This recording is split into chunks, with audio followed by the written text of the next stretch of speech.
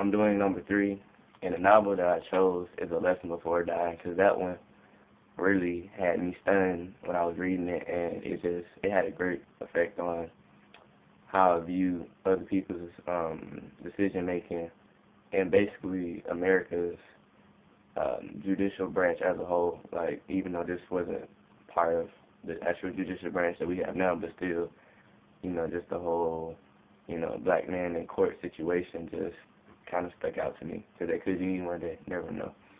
But basically, this classic case of whites versus blacks, and the thing about it was, you had the main character in the novel, which was Jefferson.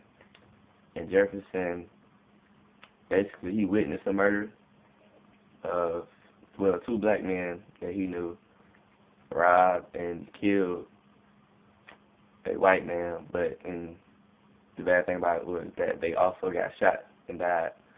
So basically, Jefferson was there and was the only other fourth person around, and he got caught there, and they blamed the murder of the white man on him, even though he had no gun or nothing. They blamed it on him.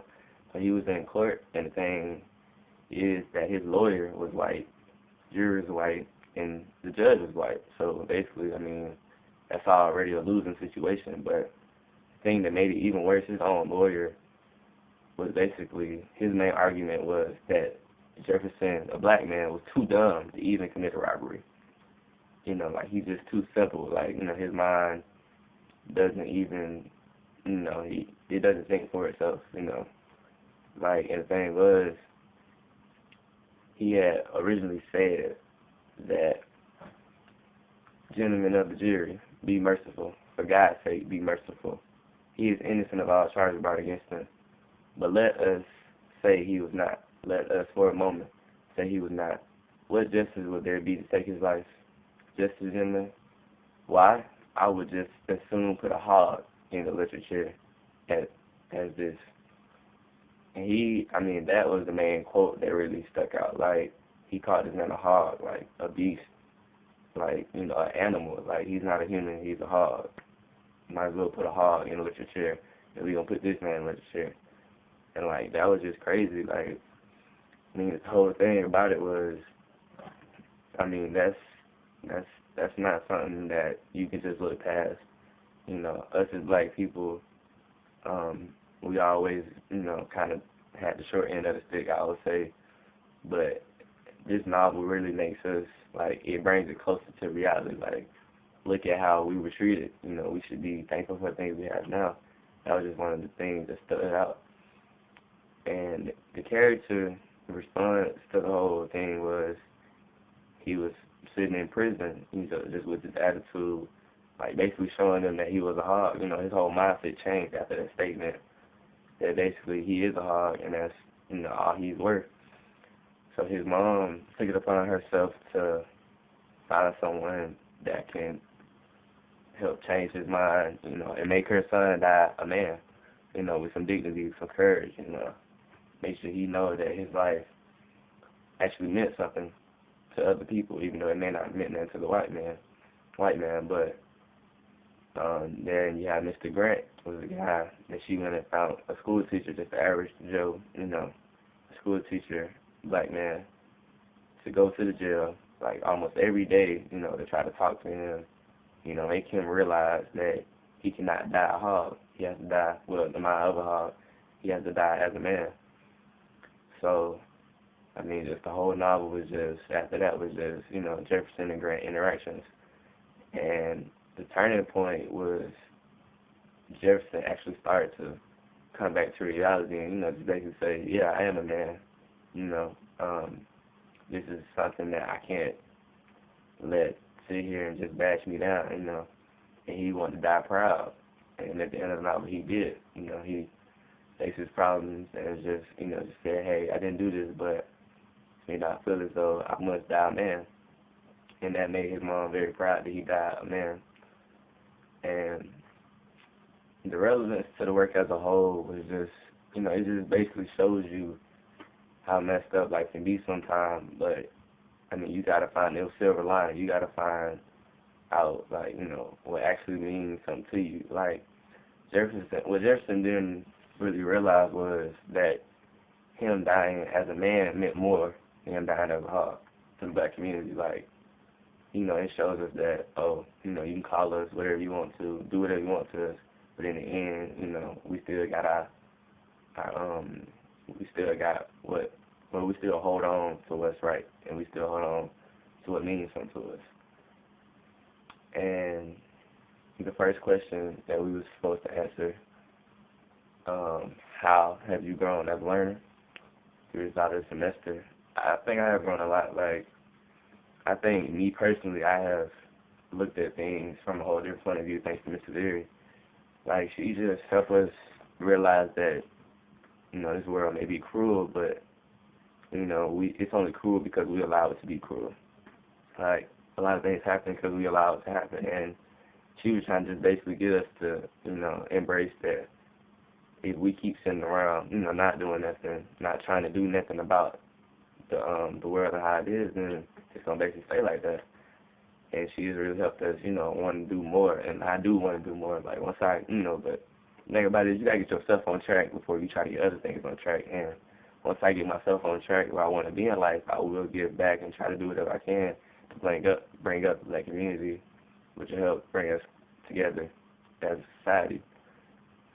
And one of the most important things that we viewed was the effect that slavery has on us today, even though slavery was a long time ago. It's like she brought out she said one thing, like, you have basketball teams and they're pretty much, you know, majority black on the basketball teams, you know, she was just like, they have owners. You know, it's like, oh, okay, white owners, you know, they're not that many black owners, but, you know, like, okay, basically white slave owners, you know, like, pretty much, like, you have a contract and you can't leave, you know, like, you know, like, it hit me in a way like, oh, man, like, that's true. I ain't even never thought about it like that. We still have owners. Like, I mean, they're using us for our skill, you know, using us for this and that. And it's like, might as well still be slaves. I mean, we still have a slave mentality. Like, I mean, it's like, it's crazy. Like, when she said that, it stuck with me. Like, I don't think it'll ever leave. Like, we still have things that held us back for so many years still affecting us. Like, we still think as slaves. We still do things slaves do. Like, and then she went and researched the stuff, like, you know, the top richest people in the world, or in America, or wherever, and the thing was that, you know, black people, well, the first black person was like 100 and something on the list. Like, it was crazy. Like, you know, everybody else is white.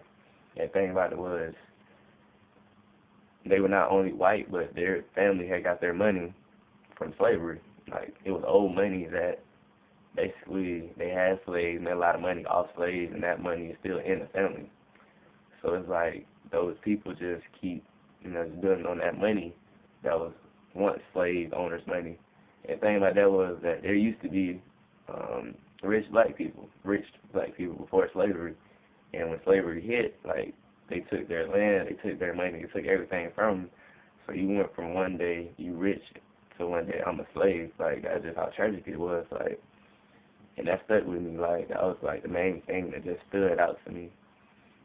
And my belief is that we as black people should want to do more to help our community out specifically. Like, she was telling us one day how everybody else who went through something like we went through as slavery, you know, like the Holocaust, everybody else who went through something like that pretty much got their a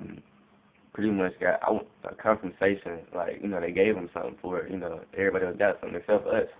And it's like we're just sitting here just letting them basically screw us over still, because we're not really asking for nothing as far as, oh, you know, our people was in slavery, you know, we need what can we get back from that? You know, like, we haven't done nothing about that. And that was just weird that she brought that to my attention. Like, it's funny how nobody has really tried to argue that, like, we should have something that says, yes, y'all did this to us, so now, you know, we should get something back for it. Like, That's crazy. Like, everybody else pretty much got paid from what she was saying. Like, everybody else got their money back, or I think we was promised, we was supposed to been promised, or somebody was supposed to been promised, um, 40 acres and a mule. I think it was the Indians, but it's just still America, and they never got that. Like, but like, no, the Indians, they did get paid, somewhat, from what I know of, they did get paid, but just the fact that we, as black people, haven't got paid or nothing like that, we still sitting here just struggling. The thing about it was, like, they got our mindset, white people, and basically have our mindset thinking that life as we know it is okay for us. It's okay that we sit around in these schools that need books, need this, need that. It's okay because we supposed to get things that just keep us in this mindset where it's okay. It's just stable. Like, we think we're stable, but in actuality we're not compared to them. Compared to the way they live, compared to the way they do things, we're pretty not stable. It's just, the crazy thing about it is people really realize, people need to realize, us need to realize that we need to do better.